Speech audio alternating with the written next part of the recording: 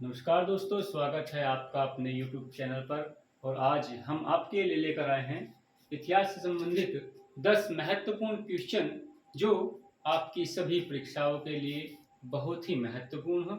और मेरा यह प्रयास है कि जो भी क्वेश्चन मैं आपके लिए कराऊं वो आपको दोबारा कहीं देखने की जरूरत ना पड़े। तो आइए शुरू करते हैं। पहला क्वेश्चन है, हड़प्पा काल का एक कांसे का रथ। हड़प्पा काल का एक कांसे का रथ जिसमें दो बैलों की जोड़ी जुती है और इसे एक नग्न आकृति चला रही है, किस स्थान से खुदाई से प्राप्त हुई है।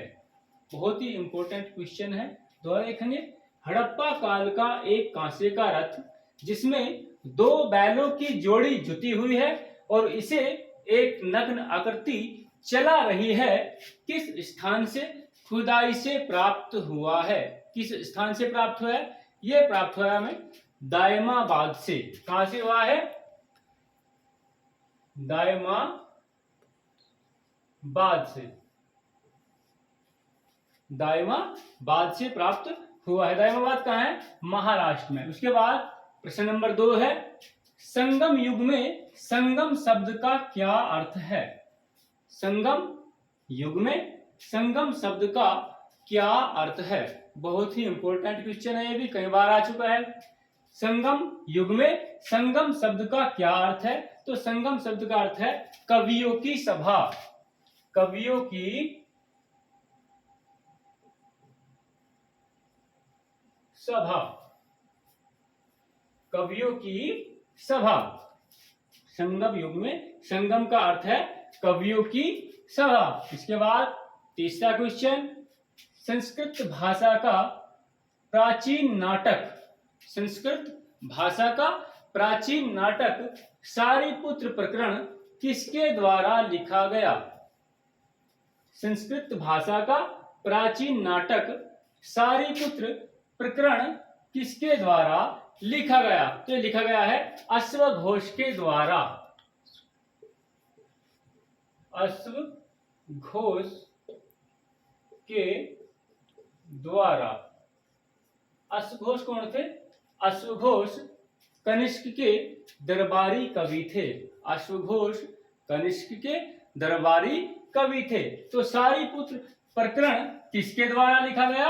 अश्वघोष के द्वारा। उसके बाद अगला क्वेश्चन है, बौद्ध मत का सबसे प्राचीन स्तूप कौन सा है। बौद्ध मत का सबसे प्राचीन स्तूप कौन सा है? तो बौद्ध मत का सबसे प्राचीन स्तूप सारनाथ। बौद्ध मत का सबसे प्राचीन स्तूप कौन सा है? सारनाथ। उसके बाद नेक्स्ट क्वेश्चन है, बोध गया में विद्यमान मौलिक पीपल के वृक्ष को किसने नष्ट किया। बहुत ही खास प्रश्न है। बोध गया में विद्यमान मौलिक पीपल के वृक्ष को किसने नष्ट किया। तो ये नष्ट किया था शशांक ने। किसने नष्ट किया? शशांक ने। ये नष्ट किया था शशांक ने। इसके बाद प्रश्न नंबर 6, मौर्य साम्राज्य में प्रचलित मुद्रा का क्या नाम था। मौर्य साम्राज्य में प्रचलित मुद्रा का क्या नाम था। तो मौर्य साम्राज्य में प्रचलित मुद्रा का नाम था पण। पण मौर्य साम्राज्य की प्रचलित मुद्रा थी। मौर्य साम्राज्य में प्रचलित मुद्रा का क्या नाम था। तो क्या नाम था? पण। इसके बाद प्रश्न नंबर 7, किस बौद्ध भिक्षु के प्रभाव में आकर, किस बौद्ध भिक्षु के प्रभाव में आकर अशोक बौद्ध धर्म का समर्थक बना, या अशोक ने बौद्ध धर्म अपनाया। किस बौद्ध भिक्षु के प्रभाव में आकर, किस बौद्ध भिक्षु के प्रभाव में आकर अशोक ने बौद्ध धर्म अपनाया या बौद्ध धर्म का समर्थक बना। तो बौद्ध भिक्षु क्या नाम था? उपगुप्त। उपगुप्त के प्रभाव में आकर उपगुप्त के प्रभाव में आकर अशोक बौद्ध धर्म का समर्थक बना। उसके बाद प्रश्न नंबर 8, मेरठ और टोपरा में स्थित अशोक स्तंभों को दिल्ली कौन सुल्तान लेकर आया? मेरठ और टोपरा में स्थित अशोक के जो स्तंभ थे उनको दिल्ली कौन सुल्तान लेकर आया? तो कौन लेकर आया था? फिरोज शाह तुगलक। फिरोज शाह तुगलक। फिरोज शाह तुगलक मेरठ और टोपरा में स्थित अशोक के जो स्तंभ थे उन्हें दिल्ली में लेकर आया। उसके बाद प्रश्न नंबर 9, बिंदुसार की मृत्यु के समय अशोक कहाँ का राज्यपाल था? बिंदुसार की मृत्यु के समय अशोक कहाँ का राज्यपाल था? तो अशोक उज्जैन का राज्यपाल था। कहाँ का राज्यपाल था?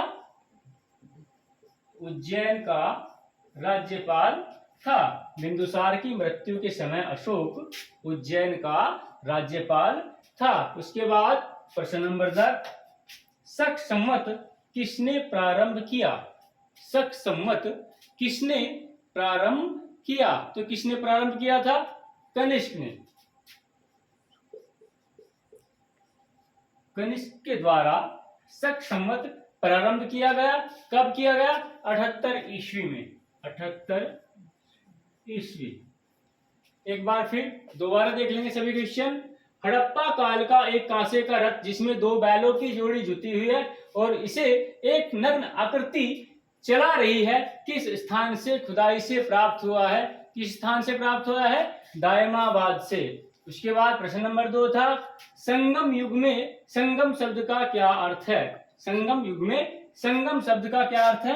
कवियों की सभा।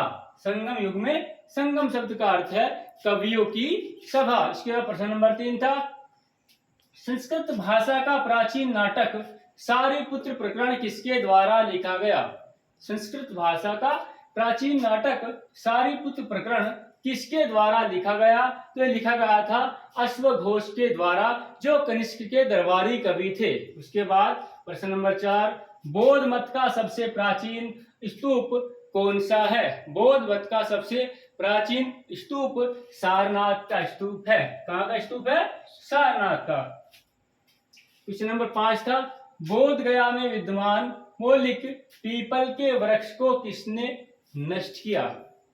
बोध गया में विद्यमान मौलिक पीपल के वृक्ष को किसने नष्ट किया? तो नष्ट किया था शशांक ने। शशांक के द्वारा पीपल के वृक्ष को नष्ट कर दिया गया। उसके बाद प्रश्न नंबर 6, मौर्य साम्राज्य में प्रचलित मुद्रा का क्या नाम था? मौर्य साम्राज्य में प्रचलित मुद्रा का नाम क्या था? पण। पण किस साम्राज्य की मुद्रा थी? मौर्य साम्राज्य की। उसके बाद प्रश्न नंबर 7, किस बौद्ध भिक्षु के प्रभाव में आकर अशोक बौद्ध धर्म का समर्थक बना? किस बौद्ध भिक्षु के प्रभाव में आकर अशोक बौद्ध धर्म का समर्थक बना? तो उपगुप्त के प्रभाव में आकर। बौद्ध भिक्षु उपगुप्त के प्रभाव में आकर अशोक बौद्ध धर्म का समर्थक बना। उसके बाद प्रश्न नंबर 8, मेरठ और टोपरा में स्थित अशोक स्तंभों को दिल्ली कौन लाया? तो कौन लाया था? फिरोज शाह तुगलक। फिरोज शाह तुगलक मेरठ और टोपरा में स्थित अशोक स्तंभों को दिल्ली लाया। उसके बाद प्रश्न नंबर 9, बिंदुसार की मृत्यु के समय अशोक कहाँ का राज्यपाल था? बिंदुसार की मृत्यु के समय अशोक उज्जैन का राज्यपाल था। कहाँ का राज्यपाल था? उज्जैन का राज्यपाल था। उसके बाद प्रश्न नंबर 10, लास्ट क्वेश्चन, शक संवत किसने प्रारंभ किया? तो शक संवत कनिष्क ने प्रारंभ किया। कब प्रारंभ किया? 78 ईस्वी में। सभी जो क्वेश्चन थे बहुत ही महत्वपूर्ण थे। आशा करता हूँ आपकी समझ में आए होंगे। अगर अच्छे लगे तो कमेंट करके जरूर बताएं और वीडियो को लाइक करें और चैनल को सब्सक्राइब करें।